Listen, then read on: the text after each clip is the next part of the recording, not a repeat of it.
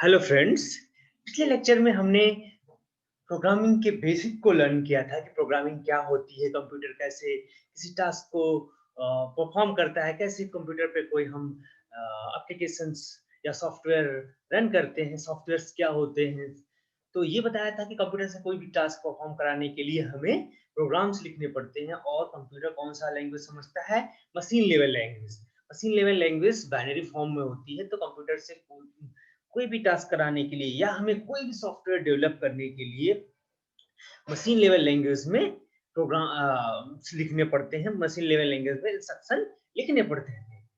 Machine level language में ये बताया था कि इंस्ट्रक्शन लिखना एक बहुत ही टीडियस एंड टफ टास्क हो जाता है, क्योंकि हमें हर चीज बाइनरी फॉर्म में लर्न करनी पड़ती है। इसके लिए फिर हम धीरे-धीरे असेंबली लैंग्वेज डेवलप किए और फिर असेंबली लैंग्वेज से हाई लेवल लैंग्वेज पे आए। तो सी प्रोग्रामिंग लैंग्वेज एक हाई लेवल लैंग्वेज है और सी लैंग्वेज के थ्रू हम डिफरेंट टाइप के एप्लीकेशन, डिफरेंट टाइप के सॉफ्टवेयर डेवलप कर सकते हैं कंप्यूटर के लिए। जो अगर हम कोई भी सी लैंग्वेज में प्रोग्राम लिखते हैं तो फर्स्ट वो कंपाइल होके लो लेवल में, यानी कि आपके मशीन लेवल लैंग्वेज में कन्वर्ट होता है और आपका कंप्यूटर उसको वन बाय वन एक्सिक्यूट करता है। कंप्यूटर उसके अकॉर्डिंग, आपके प्रोग्राम के अकॉर्डिंग उस टास्क को परफॉर्म करता है। जितने भी इंस्ट्रक्शन होते हैं तो उसके अकॉर्डिंग किसी टास्क को परफॉर्म करता है। तो सी लैंग्वेज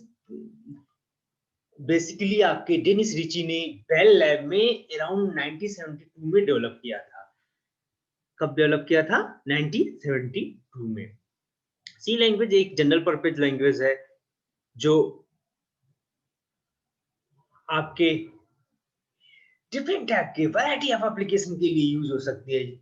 आप जितने भी operating system, maximum operating system देख रहे हो, ड्राइवर देख रहे हो, बहुत सारे सॉफ्टवेयर्स हैं जो सी लैंग्वेज में लिखे गए हैं। सी लैंग्वेज बेसिकली आपकी एक स्ट्रक्चर प्रोग्रामिंग लैंग्वेज है, जो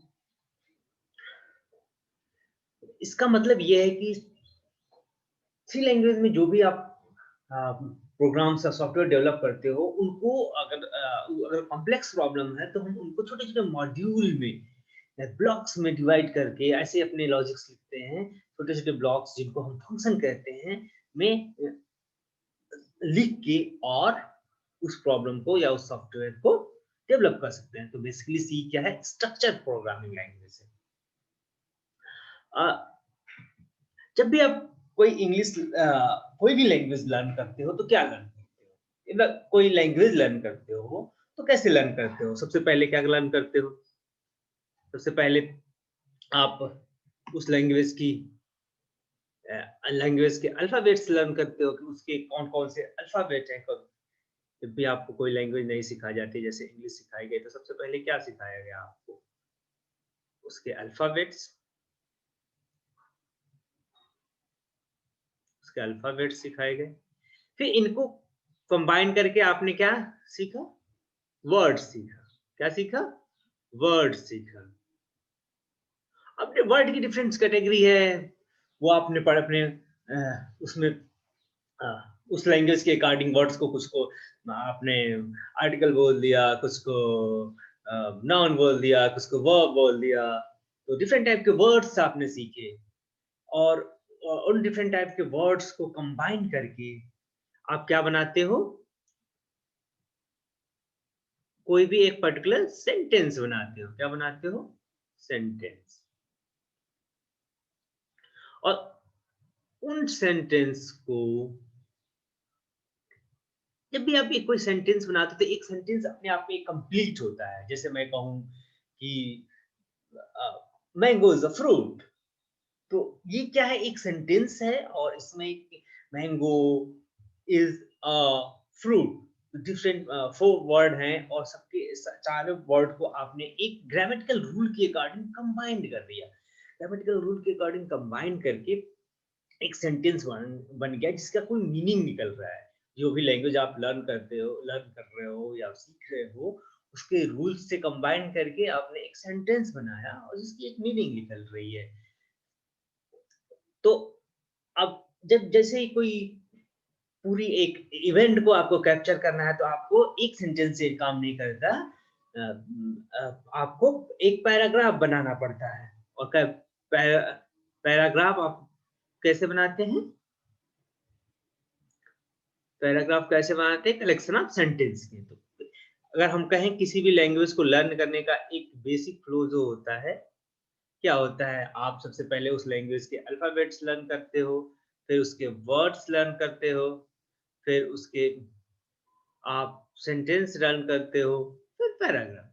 अब वर्ड्स जो आप लर्न करते हो, उस वर्ड्स की डिफरेंट कैटेगरी हो सकती है, उनको फिर कंबाइन करने के लिए ग्रामेटिकल रूल पढ़ते हो, तो वर्ड से सेंटेंस बनाने के लिए आप कुछ ग्रामेटिकल रूल पढ़ते हो और फिर सेंटेंस से पैराग्राफ बनाने के लिए अपने एक्सपीरियंस का यूज करते हो कि किस इवेंट को कैप्चर करना है, कैसे कैप्चर करना है।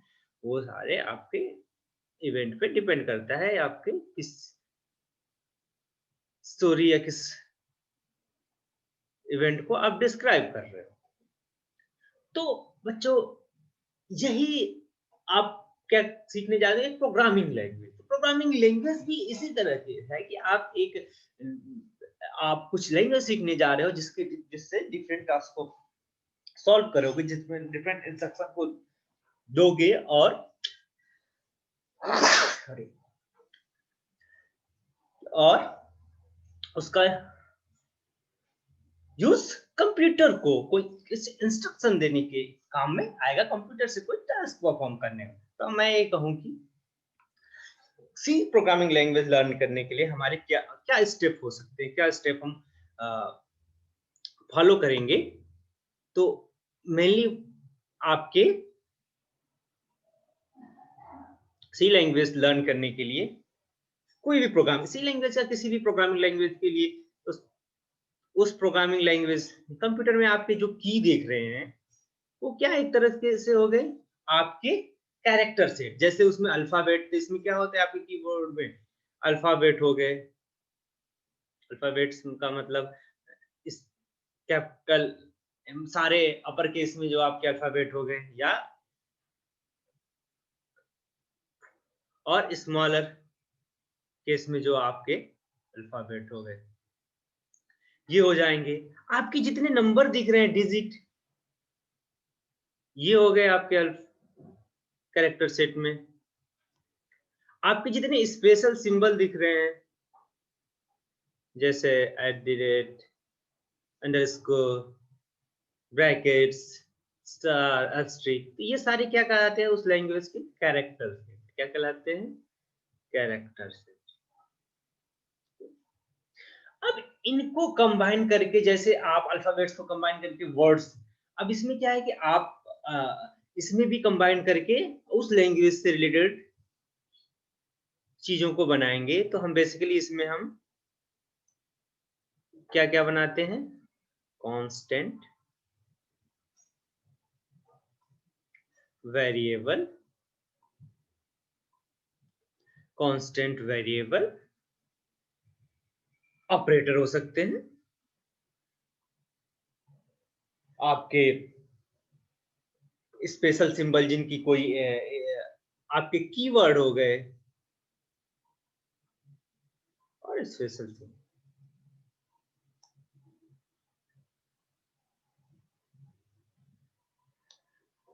तो इनको हम सबको हम इस इस लेवल को बोलते हैं हम आपके टोकेन्स। क्या बोलते हैं? टोकेन्स। जिस तरह से उसमें वर्ड बनता है, इसमें क्या बनता है? टोकेन्स बनता है। कैरेक्टर सेट को कंबाइन करके आप टोकेन्स बनाते हो। तो उसमें क्या हो सकता है? आपका कांस्टेंट हो सकता है। कांस्टेंट की का मतलब जिसकी वैल्यू फिक्स हो, वेरिएबल जो जिसकी वैल्यू चेंज हो सकती हो। ऑपरेटर्स जिनका यूज करके आप कोई ऑपरेशन परफॉर्म कर रहे हो। कीवर्ड्स जिनकी मीनिंग रिजर्व्ड हो, जैसे मान लीजिए वर्ड में की बात करें किसी लैंग्वेज की, तो फ्रूट, मैंगो। मैंगो एक वर्ड है, मैंगो रिजर्व्ड हो गया है कि एक फ्रूट को डिनोट करता है। उसी तरह से हम कुछ वर्ड्स अपनी प्रोग्रामिंग लैंग्वेज में भी फिक्स कर देते हैं कि इसकी मीनिंग इस लैंग्वेज में कंपाइलर यही समझेगा, इसका स्पेसिफिक मीनिंग यही होगा। स्पेशल स्पेशल सिंबल हो गया जैसे स्मॉल ब्रैकेट, कर्ली ब्रेसेस, तो इनका यूज करेंगे तो ये भी एक स्मॉलेस्ट यूनिट है। जितनी भी स्मॉलेस्ट यूनिट आ रही हैं उनको हम टोकन कहते हैं। अब यहाँ से जैसे किसी लैंग्वेज को लर्न करने के लिए आपने क्या सीखा था, अल्फाबेट से वर्ड्स बनाए थे। इसमें क्या बना लिया, कैरेक्टर सेट से आपने टोकन्स बना लिया। अब इन टोकन्स को कंबाइंड करके उस लैंग्वेज के रूल के अकॉर्डिंग आप इनको कंबाइन करोगे।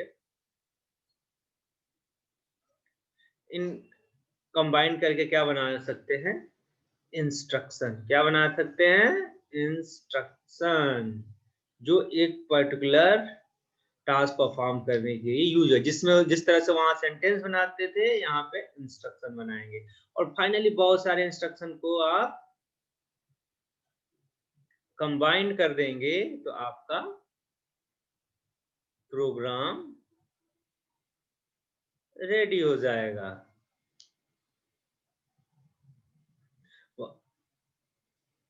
तो आपकी अब देखिए, इंस्ट्रक्शन बनाने के लिए, टोकन से इंस्ट्रक्शन बनाने के लिए बहुत सारे आपको रूल्स लर्न करने पड़ेंगे। जैसे आप अपने लैंग्वेज में वर्ड से सेंटेंस बनाने के लिए ग्रामेटिकल रूल्स लर्न करते थे, तो यहाँ पे आपकी प्रोग्रामिंग लैंग्वेज के रूल्स आपको इस पूरे कोर्स के अंदर सिखाए जाएंगे, और जिनका यूज करके आप एक इंस्ट्रक्शन बना सकते हैं। और जिस प्रॉब्लम को सॉल्व करना है, उस प्रॉब्लम के अकॉर्डिंग आप बहुत सारे इंस्ट्रक्शन को कंबाइन कर देंगे एक फ्लो में। जिस फ्लो में आपको प्रॉब्लम सॉल्व हो रही है, तो क्या बन जाएगा आपका प्रोग्राम।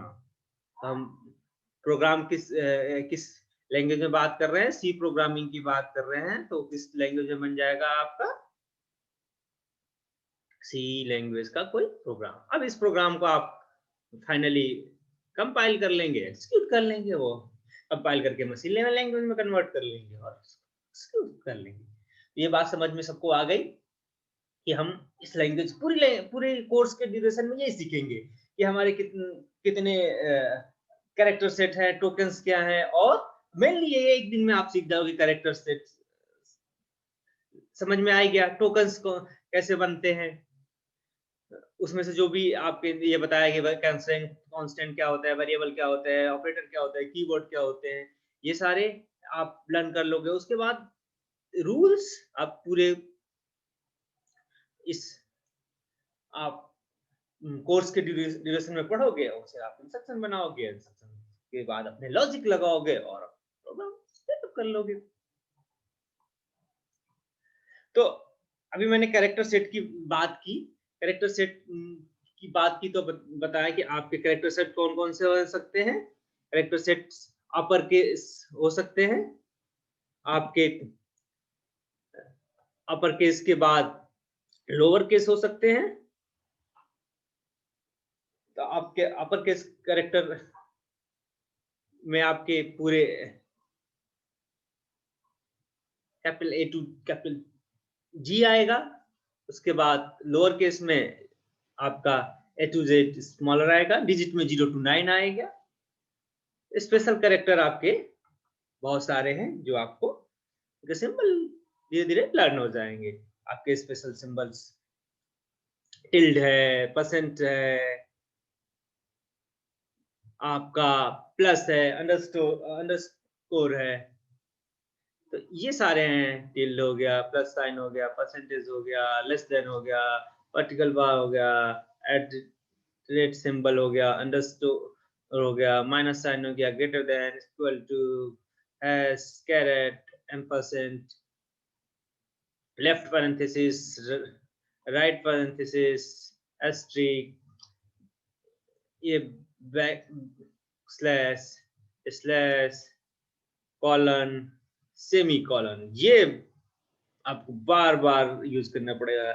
एक्चुअली इसी लैंग्वेज में ये आपको एक इंस्ट्रक्शन का टर्मिनेटर की यूज करता है कि आप कोई इंस्ट्रक्शन बना रहे हो तो उसको, वो इंस्ट्रक्शन कहाँ खत्म हो रही है, उसको टर्मिनेट करने के लिए आपका ये सेमी कॉलन इसमें यूज करते हैं। काफी यूज करोगे आप, स्मॉल ब्रैकेट यूज करोगे, राइट ब्रेसेस यूज करोगे। ये सारे आपके स्पेशल सिंबल हो गए। डॉट ऑपरेटर भी काफी यूज होगा। ये सारे स्पेशल कैरेक्टर आपके हो गए। अब देखिए उसके बाद हम आते हैं आपके स्पेशल सिंबल को मिला के हम क्या बनाते हैं, कांस्टेंट, वेरिएबल, कीवर्ड्स। तो कांस्टेंट क्या होता है? वो एंटिटी जो जिसकी वैल्यू चेंज ना हो, वो एंटिटी जिसकी वैल्यू चेंज ना हो, वो क्या होता है? आपका कांस्टेंट होता है। तो आपके जो कोई भी नंबर ले लें, जो कांस्टेंट होंगे सी लैंग्वेज में, उसे बेसिक कैटेगरी जो है, हम बेसिक 3 कैटेगरी में डिवाइड कर सकते हैं। आपके इंटीजर होंगे, आपका कोई रियल नंबर हो सकता है, इसको आप दशमलव संख्याएं बोलते हैं, और कैरेक्टर होते सकते हैं, कैरेक्टर कांस्टेंट। इंटीजर में आपका कोई भी वैलिड नंबर हो सकता है, नेगेटिव, पॉजिटिव, जो 42 -43, ये सारे क्या है आपके इंटीजर कांस्टेंट है। रियल नंबर में आपका कुछ भी दशमलव 2.5, 2.692, ये सारे क्या होंगे? ये पॉजिटिव, नेगेटिव कुछ भी हो सकती है, -5, 3.2। ये क्या है? आपकी कांस्टेंट है। इनको एज इट इज आप लिखोगे तो सी कंपाइलर अंडरस्टैंड करता है कि ये आपके दशमलव संख्याएं हैं और ये इंटीजर है, पूर्णांक संख्याएं हैं, धनात्मक और ऋणात्मक दोनों, positive and negative integer number दोनों। कैरेक्टर कांस्टेंट में आपकी कोई भी आप स्पेशल सिंबल ले लो और उसको सिंगल कोट में अगर लिख रहे हो तो कैरेक्टर कांस्टेंट। जैसे ए लिख दिया सिंगल कोट में, तो ये क्या हो गया? Character constant. A as a constant हो गया, बी एज अ कांस्टेंट हो गया, ठीक है। आप डबल इसको भी आप सिंगल कोट में लिख दोगे इक्वल टू को, तो ये क्या हो गया? Equal to as a constant. तो 3 टाइप के कांस्टेंट बेसिक अभी लर्न करेंगे, धीरे धीरे आगे कोर्सेस में और भी आपको समझ में आएगा, कोर्स जैसे जैसे आगे बढ़ता जाएगा। तो कांस्टेंट आप ऐसी एंटिटी जिसकी कांस्टेंट ऐसी एंटिटी है जिसकी वैल्यू आपका चेंज नहीं होती है, फिक्स होती है, कांस्टेंट। दूसरा है आपका वेरिएबल। तो वेरिएबल क्या होते हैं? वेरिएबल ऐसी एंटिटी जिसकी वैल्यू चेंज हो सकता है। तो कोई भी आ, आप वेरिएबल ले रहे हो, तो जैसे आपने एक्स ले लिया, एक्स मान लीजिए पहले 5 को डिनोट कर रहा है, बाद में आप चाहो तो एक्स 2 को डिनोट करता है। तो वेरिएबल सी लैंग्वेज में ऐसी एंटिटी होती हैं जिसकी वैल्यू चेंज हो सकती है। एक्चुअल में होता क्या है बच्चों, जब भी आप कोई वेरिएबल लेते हो सी लैंग्वेज में, तो उस वेरिएबल के लिए एक मेमोरी लोकेशन एलोकेट हो जाती है, और उस मेमोरी लोकेशन पे आप जो चाहे वैल्यू स्टोर कर सकते हो। तो मान लीजिए आपने एक एक्स वेरिएबल लिया है और इसकी वैल्यू आपने इनिशियल में 5 रखा है, तो आपका ये वैल्यू एक एक्स वेरिएबल है जो वैल्यू अभी इसकी वैल्यू 5 को डिनोट कर रहा है। अब इसको आप चाहो तो चेंज कर सकते हो, और चेंज करके इसकी जगह आप चाहो तो वैल्यू आप कोई और वैल्यू ले सकते हो, क्योंकि ये वेरिएबल है, और जब इसने वैल्यू चेंज कर दी तो अब वो किसी और वैल्यू को, मान लीजिए 8 को डिनोट कर रहा है, मान लीजिए वो 8 को डिनोट कर रहा है। तो पहले x5 को डिनोट कर रहा है, x5, इसका मतलब x की वैल्यू चेंज हो सकती है। ये आपकी फिक्स, आपके प्रोग्राम के अकॉर्डिंग, नीड के अकॉर्डिंग x एक टाइम में एक कोई वैल्यू होल्ड कर सकता है, या एक उस मेमोरी लोकेशन पे जिसको x डिनोट कर रहा है कोई वैल्यू स्टोर हो सकती है, एक टाइम में एक ही हो सकती है। तो वेरिएबल सी लैंग्वेज में बेसिक वेरिएबल जो आपके हैं, जिनको हम डेटा टाइप कहते हैं, बेसिक डेटा टाइप, किस टाइप का कोई पर्टिकुलर वेरिएबल है, तो वो आपके बेसिक जो डेटा टाइप हैं, जो वेरिएबल के टाइप भी बोलते हैं, अगर हम कॉमन लैंग्वेज में बात करें टाइप, तो इंटीजर टाइप का आपका वेरिएबल हो सकता है। ये बेसिक टाइप है, जिसे मतलब प्रिमिटिव डेटा टाइप। जैसे जैसे कोर्स आगे बढ़ेगा और डेटा टाइप और वेरिएबल के टाइप्स आप पढ़ोगे, लेकिन बेसिक जो है इंटीजर हो सकता है, रियल हो सकता है, इसको हम फ्लोटिंग पॉइंट भी कहते हैं, और कैरेक्टर हो सकता है। सी लैंग्वेज में हम इंटीजर को, कोई वेरिएबल इंटीजर टाइप का है, हमें कंपाइलर को बताना पड़ता है, किसी भी वेरिएबल को हमें डिक्लेयर कर। जैसे मान लीजिए कोई वेरिएबल, आप एक वेरिएबल ऐसा डिक्लेयर करना चाहते हैं जो एक इंटीजर टाइप के वैल्यू को होल्ड कर सकता है, तो हम उसे लिख सकते हैं int x।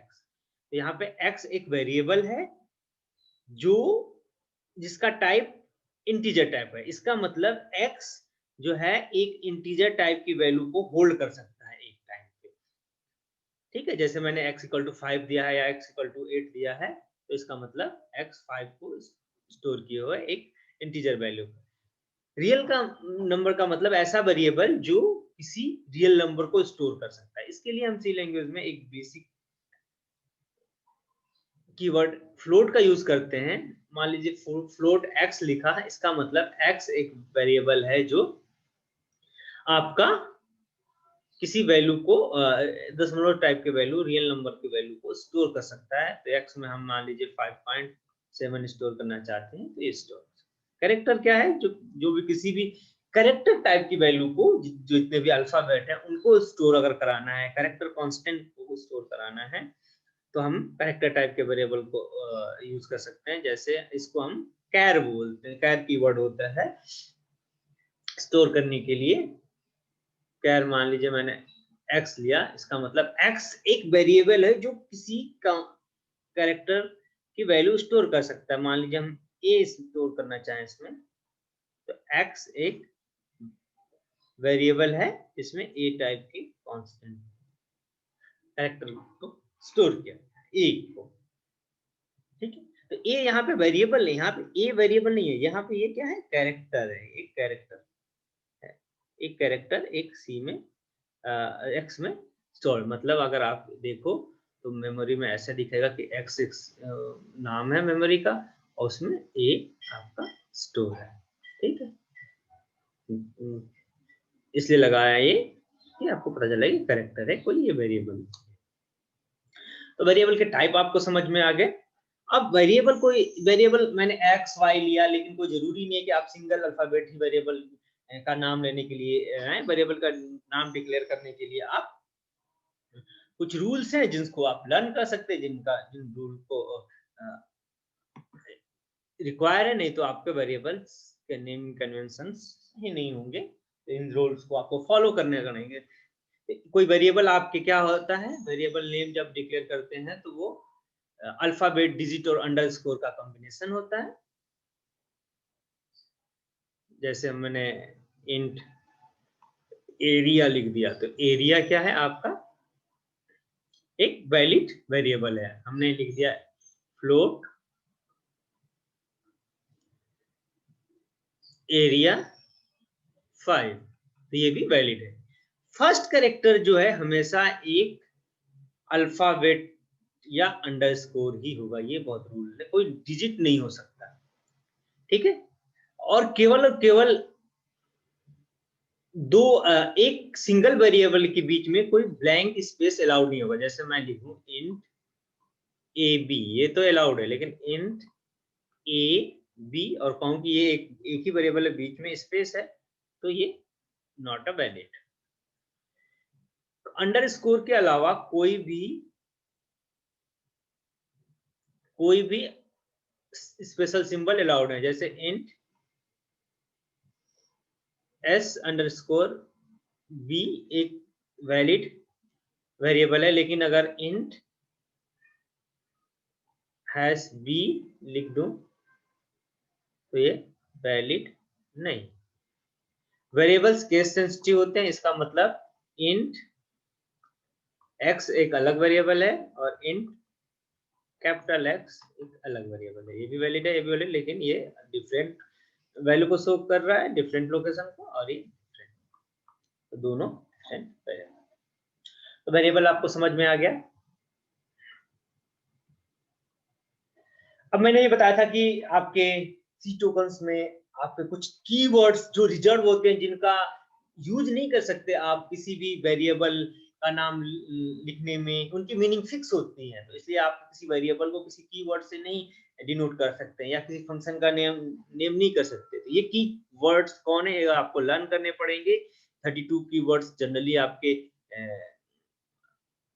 यूज होते हैं, तो आप इनको लर्न कर लीजिए, ये सारे कीवर्ड, और धीरे धीरे इन कीवर्ड की मीनिंग आपको पता चलती जाएगी जैसे जैसे कोर्स आगे बढ़ेगा। इनका मतलब क्या है, जैसे इंट आपने अभी पढ़ा इंटीजर को डिनोट करने के लिए, तो जैसे जैसे आगे बढ़ते जाएंगे आप सारे कीवर्ड की मीनिंग समझते जाएंगे। अभी आप सारा लर्न कर लीजिए कि ये कीवर्ड हमें 32 कीवर्ड होते हैं सी लैंग्वेज में बेसिक, और ये आपके यूज होंगे, ठीक है।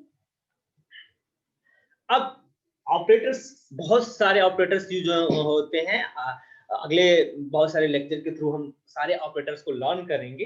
अभी कोर्स आगे बढ़ाने के लिए हम कुछ बेसिक ऑपरेटर्स आपको बता देते हैं जो सी लैंग्वेज में यूज होंगे, जो आप सी लैंग्वेज के बेसिक प्रोग्राम बनाने में मैं यूज करूंगा, जिससे आपको कोई डिफिकल्टी ना हो। तो बेसिक ऑपरेटर आपके एक हो गया प्लस, 2 नंबर को ऐड करने के लिए प्लस, एक नंबर से दूसरे नंबर को सब्ट्रैक्ट करने के लिए माइनस, और मल्टीप्लिकेशन के लिए ये वाला साइन है। ये दोनों साइन तो आप मैथ में यही पे पढ़ते आ रहे हो, तो एज इट इज होंगे, लेकिन मल्टीप्लिकेशन के लिए ये ना यूज करके बच्चे बहुत गलतियां करते हैं, ये यूज करते हैं।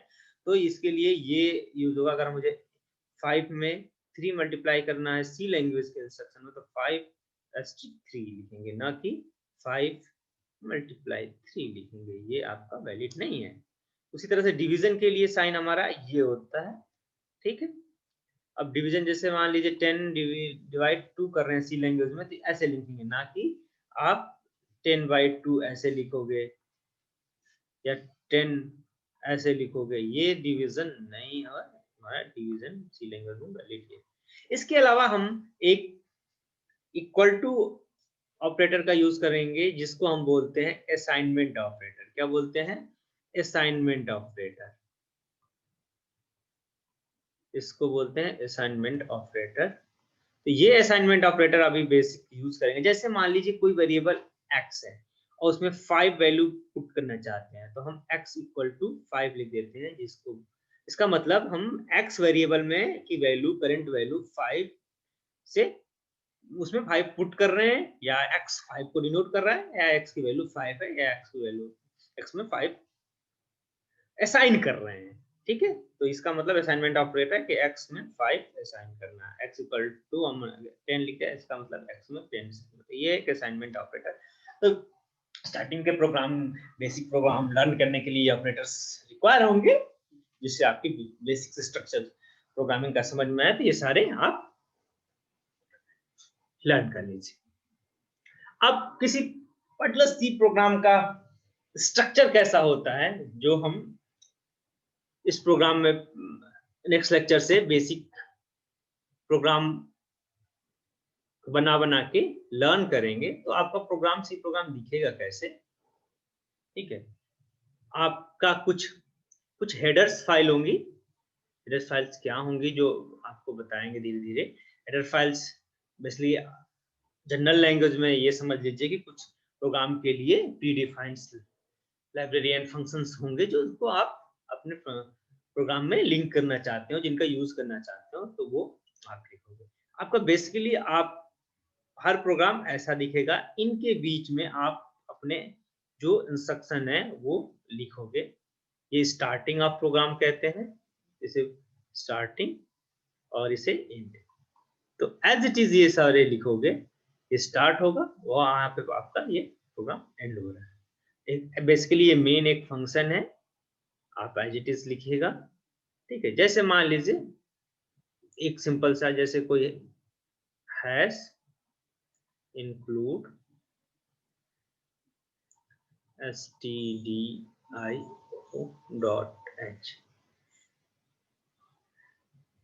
ठीक है, ये आपका एक हेडर फाइल होगी। मैं इंट लिखता हूं, इंट मेन, ये फॉर्मेट फॉलो करूंगा और एज इट इज ये आपका रहेगा। इसके बीच में हम अपने जो इंस्ट्रक्शन लिखेंगे, वन बाय वन जो इंस्ट्रक्शन बना रहे हैं वो लिखते जाएंगे, ठीक है। जैसे बताया था ना कि पैराग्राफ होता है, बहुत सारे सेंटेंस कलेक्शन, तो पैराग्राफ काइंड एक सारे पैराग्राफ के सेंटेंस को कलेक्ट कर लें तो हम एक पैराग्राफ बनाते हैं। तो उसी तरह से प्रोग्राम में क्या है, हमारे इंस्ट्रक्शन बनाएंगे और वो सारे इंस्ट्रक्शन वन बाय वन इधर लिखते जाएंगे और उसका फ्लो ऐसा रहेगा कि वो आपके प्रॉब्लम को सॉल्व करता है, तो आपका एक प्रोग्राम बन जाएगा, ठीक है। जैसे मान लीजिए हमने इंट x लिख दिया, x इक्वल टू 5 लिख और इसको प्रिंट कर लिया,